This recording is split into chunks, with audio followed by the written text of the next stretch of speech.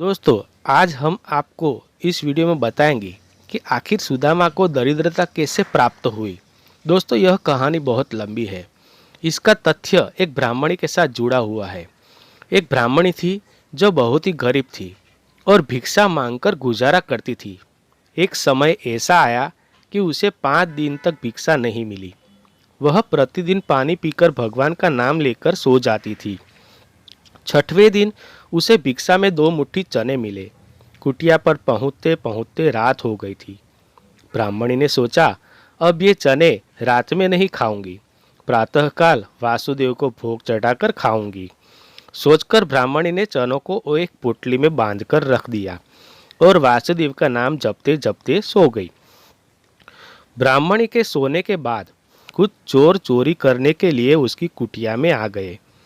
इधर उधर ढूंढने के बाद चोरों को वह चने की बंधी पोटली मिल गई। चोरों ने समझा कि शायद इसमें सोने के सिक्के होंगे। इतने में ब्राह्मणी जाग गई और शोर मचाने लगी। गांव के सारे लोग चोरों को पकड़ने के लिए दौड़े।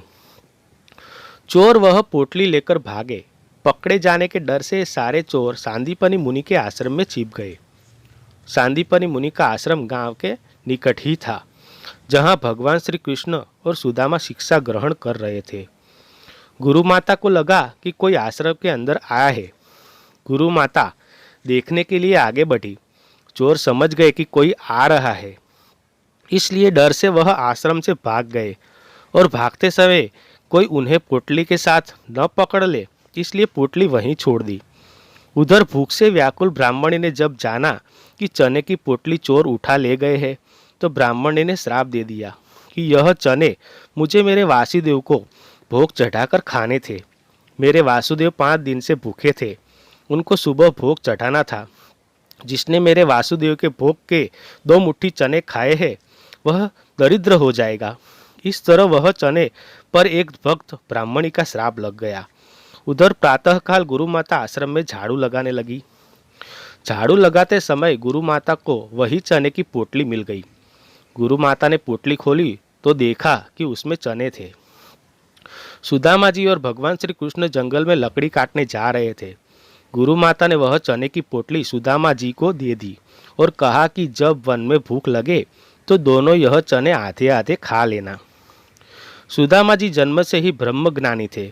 जैसे ही उन्होंने चने की पोटली हाथ में ली, उन्हें सब कुछ ज्ञात हो गया कि अगर यह चने मैंने भगवान श्री कृष्ण को खिला दिए तो सारी सृष्टि दरिद्र हो जाएगी।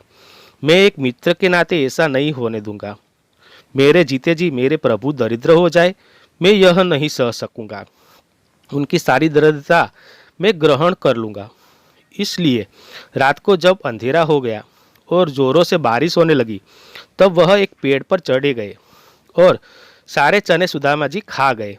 जब भगवान श्री कृष्ण को भूख लगी और उन्होंने पूछा कि सुदामा, वह चने आधे मुझे दे दो, मुझे बहुत भूख लगी है, तब सुदामा जी ने कहा कि कान्हा, वह चने तो लकड़ी काटते समय कहीं गिर गए।